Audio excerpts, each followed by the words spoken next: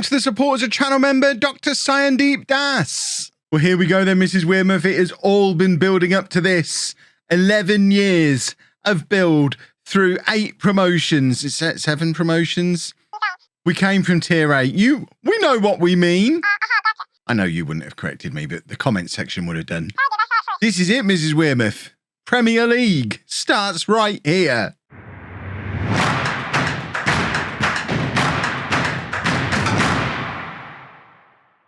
Hello and welcome to part 92 of Homegrown. I'm Kevin. Coming up on today's episode, we have our first 2 games in the Premier League. We're away against Manchester City and at home against Leicester. What a baptism of fire being away to Manchester City is. Are they the current holders? They're not. They've won it 3 of the last 4 years, though.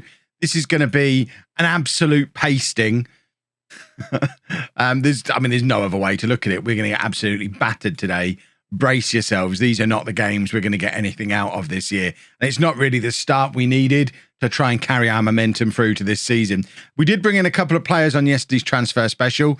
If you haven't watched that, you should go back and watch it to see how this happened. But we've got a couple of old boys returning, a couple of Colombian youngsters and a couple of English youngsters. And we spent about £35 million to do it. And the only real out was Mackenzie Fulton leaving the club because he disappointed me in the last episode of last season. We are doing a tactical change for the Manchester City game as well. We talked about it at the end of yesterday's episode. I think we would be insane to go there without a holding midfielder. So we are going there with a holding midfielder. New boy, Jose Zapata. It's what we've signed him to do. We've brought him in specifically so he can play this role when we play this system. It's probably only going to be something we use away from home in big games, unless the 4-2-3-1 just gets battered regularly. I do want to stick with what got us here as much as we can, but I just don't see how we can justifiably go and play such an attacking system away from home against Manchester City. Part of me wonders if we should drop to a balanced mentality as well. But you know what? I haven't got it in me. We're going there with a positive mentality, but with a holding midfielder. So this is our team for the first ever game in the Championship, and I am delighted to see 4 players who came through our youth system and have been with us a very long time, although 3 of them left and came back.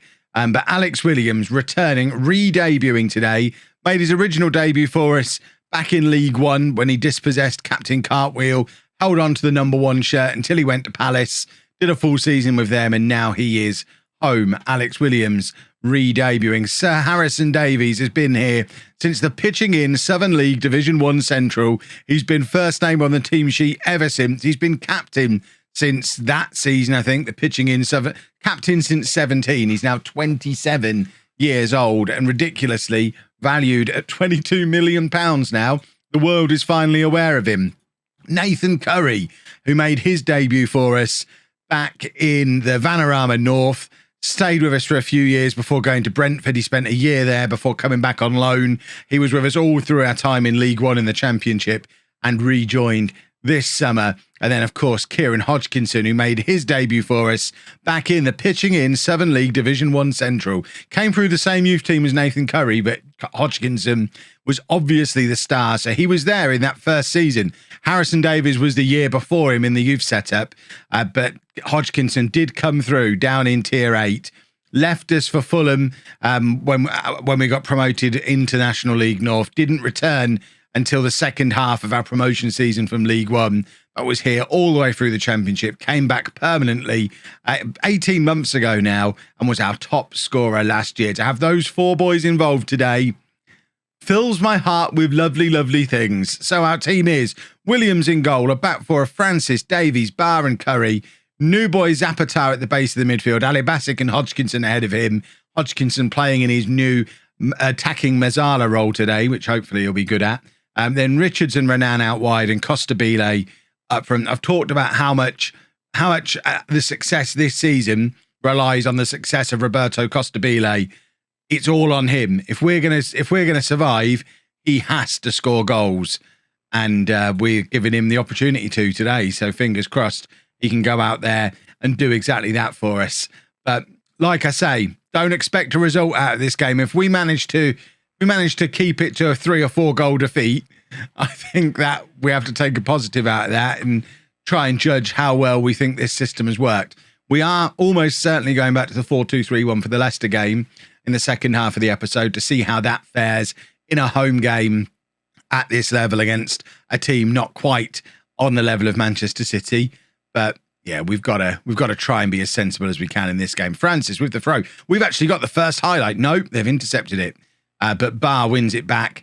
I mean, he stood on the halfway line there. Forget dropping the defensive line back. We're going to defend from the halfway line. Davies turns, plays it forward, looking for Costabile, but can't find him. And now Manchester City are just going to move the ball around us as if we're not there. Look at the state of this. It's so quick.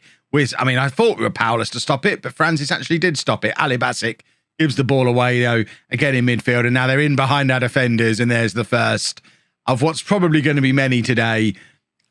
Oh, it's going to be a long season, boys and girls. Oh, it's going to be years before we can compete with this kind of team. We are very much Kev ratio time this season, which if you're new, the Kev ratio is very simple. We want to have as many points as we have games played, and we're aiming for 40 points and we're aiming for survival. And that's probably going to be the mantra for several years until the reputation of the club increases to such a level that we can bring some proper wonder kids in. There was one wonder kid who showed up this summer who would have cost us £20 million to bring in. We were interested. He wouldn't even discuss terms with us. He went to Aston Villa for £20 million this summer, an 18-year-old, proper identified by the game as a wonder kid. Wouldn't even discuss terms with us. So we are fighting an uphill battle all year. We've got no money. We can't sign any really good players. We are going to be relying on our own youth setup and the players who got us here. And I guess we'll see. We'll see how they get on. What would be really sweet now would be to have a Harrison Davies header from a corner to grab us a late equaliser and stun everybody with a point on the first day. Because we've actually done really well to keep this to just 1-0 so far. 20 minutes to go. Yeah, we dream a little that we could grab a draw away against Manchester City. I mean, it seems silly too. I'm going to take off Richards, who's not had a very good game at all. We can bring on Yango on for him on the right-hand side. Costabile has also not played well. The thing is, everyone else who can play striker is already on the pitch. So I think probably what we do here is we push Ali Basic forward to play as the striker, where we like to use him as pressing forward, and then Costabile can come off and Akani can come on in midfield. And then Hodgkinson's also been very poor, which is a shame. I think we leave it there. We don't make a final change just yet. We'll give it 10 minutes and see what happens. Let's offer just a little bit of encouragement just to see if the boys can somehow get the ball forward to Ali Basic, who's going to be lurking up there, ready to apply a finish if the ball comes through to him. And there goes your hopes and dreams of an equaliser, boys and girls, because City, they heard our plan and have just decided to go and double the advantage and make it so that we've got absolutely no hope. And we've looked like a team that has no hope. So it does make me wonder how wise the 4-3-3 is, because, and this is the debate I go through every year when we get into the Premier League and we struggle. Should we try and play sensibly but still lose anyway? Or should we have come out here today with our normal attacking style and just had a go and see what happens? We'll probably still lose, but at least then we're giving ourselves the opportunity to maybe have a really fluky, lucky day. Whereas if you look at the match stats for how we've played today with this system, which isn't, I mean, the style of play isn't massively different. We've just got one less attacking option. But we've had 2 shots on target. We've got a 0.23 on our XG. We've not even given ourselves the opportunity to fluke an equaliser because we're not getting the ball forward. We're going to bring Collier on. Collier should be able to play as a Mazzala. He's quite a decent player going forward. So we'll slot him in there for Hodgkinson, who, I mean, I know it's a tough first day to play in his new role, but he did not look particularly comfortable playing in there as the Mazzala. I didn't see him in any of the highlights at all. So I think I don't know, am I already writing off the 4-3-3? It's probably a terrible idea to write it off already. And Zapata knows it might spell the end for him almost immediately. Oh dear. It's 3. I mean, we said if we can keep it to 3 or 4, we'll be happy. I still stand by that. I wonder if Williams could have maybe made the save here. Jack Green's licking his lips on the bench, looking at this, thinking Williams has been beaten a little bit easily there. Oh, we're bottom of the league already, boys and girls. The one positive is Leicester, who we play next, a second bottom. So I guess we just need to bounce back and give the world a shock against Leicester. Collier's in here. Is he going to be our first Premier League goal scorer? No, he's not. No, of course he's not. But, I mean, at least he got into an attacking position, which we never saw Hodgkinson do from that role all game long. Zapata across to Akani. Akani back to Davies. Davies now looking to play it forward to try and find Ali Bassik, who does win the header. And there's Renan. Renan playing it across to Onyango, who I think I've still got him on a winger instruction, and he should be an inside forward or an inverted winger. But it's too late to worry about it now. We've lost the game. We knew we were going to... Let's not be sad. We knew we were going to lose this game. I'm trying to talk myself into not being sad. I think I've just had a moment of realisation of how this season is going to go. Oh, but Manchester City are one of the best teams in the world. And I don't think we've been embarrassed today. So we'll take that as a positive. Any team can come here and lose 3-0. So, they're demotivated. That's not what I wanted to see. Let's see if we can turn this ship around against Leicester. Right, as promised, we've gone back to the 4-2-3-1 for this game and making one change. Grucock coming in for Zapata to make his debut. I mentioned in the transfer special, every time I use selection advice, it's trying to force Grucock into the team, usually as the attacking midfielder. But I'm not going to play him there. I brought him in to play as the ball-winning midfielder. He's 6'4". He can tackle. He's playing as our ball-winning midfielder. So we'll give him a go. We'll see if he's any good. He's going to play alongside Ali Bassik in midfield. Long term, I'd like to think Grucock and Collier. The only problem is they're both left-footed. Grucock, Collier and Akani are all left-footed. And I think it's going to end up costing at least one of them a spot because you need a right footer in there. We've got Ali Bassik as a right footer. Other central midfielders who've got a right foot, you're really looking at Alec Lay, Nathan Curry, Kieran Hodgkinson, all players who are more likely to be in the team in other roles. Zapata is right-footed, so he could potentially play alongside Grucock. I mean, he can have a real tough tackling. What is his tackling rating? He's got a 10 for tackling. I mean, we could go very solid and almost have Grucock and Zapata sat a little bit further back if we had to, maybe as a more defensive version of this, if we decide the 4-2-3-1 doesn't work. But this is what we're going with. Very familiar from last season. Let's see how we got on against a Leicester side that did also lose their first game relatively comfortably.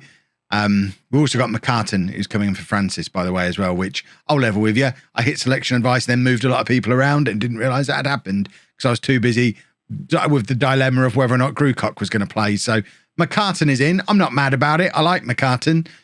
He's the homegrown, or they're both homegrown. He's the one who came through the academy compared to him and Francis. So I'm never going to be against McCartan getting in and having a start. And Alex Williams back doing what we've seen him do so many times before. Alex Williams making a save. Excellent. We didn't see it against Manchester City. And he needs a performance today because Green didn't do anything wrong to end up getting dropped, other than the fact his name isn't Alex Williams and he didn't come through our academy. But Jack Green was the man in possession. Alex Williams is back in purely for nostalgia reasons and the fact he's theoretically the better goalkeeper. If he doesn't play well, I will drop him. And that's a situation Alex Williams has never been in before in his home career so far. McCartan with the in-swinger. We were trying to do a Premier League version of the slam dunk corner. It falls to Nathan Curry. Ali Bassik now shooting from range. Richards is there, and Ola Richards is the scorer of Holme FC's first ever Premier League goal. It's home 1, Leicester 0. It's our 19-year-old Canadian international, Ola Richards, is the first ever Premier League goal scorer. And you know what? I was this close to dropping him because he was nothing against Manchester City, and that happened one too many times last year. There were a couple of times last year I was on the verge of dropping him, and then he'd just turn up and do something like that. And that's him safe now for 6 games, at least. McCartan trying for the slam dunk corner again. Davies is there, and it goes just wide from Sir Harrison Davies. Just wide. But a second goal there would have been stunning. This is on the telly, by the way. Our first televised Premier League game. We're at Stadium MK. We sold 10,000 season tickets in the end. You can see we're not close to filling Stadium MK. It's a 30,000 capacity stadium. But when we go back to the new home of football for next season, that's got a 13,000 capacity. And bearing in mind we've sold 10,000 season tickets this year, I would expect us to be filling the new home of football every single week, which is going to be awesome. It's going to be the smallest ground, hopefully, in the Premier League, and it's going to be full all the time. And Sir Harrison Davies has scored a goal at every level of football from Tier 8 to the Premier League. It's 2-0, and it was never going to be anybody else. It's Harrison Davies. That goal, it works at every level. And thinking about it, we should have Grucock in there with him as well. If Grucock's going to be a regular part of this team, we need to adjust those corner instructions to get 6'4" Grucock in there. And it would be like the days where we had Davies and Pritchard both lurking at the near post. Have the two massive lads in there. Right, Hodgkinson, once again, not playing very well. I'm not going to be alarmed yet, but I am a little concerned that, imagine if he's not, after all this, imagine if Kieran Hodgkinson is not a Premier League player.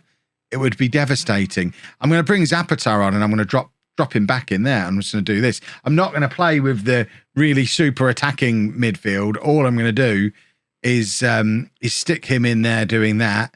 Ali Basic can do that. He's not going to go attacking. He can just be on support there. We're going to leave Grucock on a defensive instruction as well. We're going to drop back to a balanced mentality. We're trying to do a little bit of game management here, which we've traditionally not been very good at. And I'm looking at this thinking we need more midfielders because I want to take Costa Bile off, but we don't have another striker, which means Ali Basic or Renan have got to go up front. And I was kind of thinking take Renan off as well. But what I might do is stick Renan up front, give him a try up front, and get Onyango on that right-hand side and leave it as that for now and save the final substitution. We're going to drop some praise because this is going stunningly well for a first home game in the Premier League. Onyango back to Curry. Curry to Zapatar, who's just sat in that little pocket behind the midfield now. Grucock is dropping back with him as well on his defensive instruction. And that's what I was talking about. Having Zapatar and Grucock both sat in front of the back four to offer that extra little bit of protection. Leicester are in here, and Harrison Davies. 3 years ago, I was talking about dropping him because players got in behind him too often. Doesn't let it happen anymore. Well, he does. We saw it against Manchester City, but he was in there making a covering tackle. Harrison Davies has blossomed. I was having a look at his biography. The only time he's ever won a Divisional Player of the Year award, he was nominated in the National League North and the National League, but didn't win it. The only time he ever won it was last year in the Championship. Leicester have got a goal back here, and we might be about to learn a valuable lesson in not being able to defend leads because it's something my teams have struggled with in the past. We're going to go, not attacking, we're going to go to a positive mentality. Positive! We're going to a positive mentality, and maybe we just put Zapatar back further forward to... no, we're not going to do that. We are going to stick Ali Basic up front, though. Which means we can then bring... Do I go Akane? I might even bring Alec Lay on in midfield. It's then a very, very defensive midfield three. But I don't know that that's necessarily a bad thing. You've got three players in there who can all get a tackle in now as we try to defend a lead. To me, it makes a lot of sense. What else could Grucock do? Grucock could be a Mazzala. No, we're going to do this. It's certainly highlighting a couple of areas where we could do with some players. Connor Roberts is currently injured, which is why he couldn't just slot straight in when Hodgkinson came off. Adam Blamplate, I've put on the loan list. I want him to go out and get some game time. That's a big miss from Onyango. But with Roberts injured, we might have to draft Blamplate back into the first team squad just for a couple of matches while Roberts recovers. But I think, I don't know. I don't know if I'm taking credit for game management for shutting that down in the end, or whether I'd got a little bit carried away and we could have just won it 3 or 4-0 because we were comfortable until the changes were made. But the most important thing is we have our first 3 points on the board in the Premier League. We don't need to see any of that, which keeps us ahead of the Kev ratio. 2 games played, 3 points on the board. If we stay there or thereabouts all year long, we'll be laughing. We will be back as ever tomorrow. We're probably going to get through to maybe October. We'll perhaps do the Villa and the Liverpool games. I would show you Liverpool and Man United, but commentating on those 2 games back to back will just be miserable. because we'll lose them both. Whereas Villa, I don't know how good Villa are in this universe, sort of a mid-table side. You'd like to think we could potentially get something out of Villa and then take our medicine against Liverpool. So we'll do Villa and Liverpool, little bit of sweet and sour, and then see where we are. Hopefully, by then, we'll be, 6 or 7 games into the season? If we've got 7 or 8 points on the board, beautiful.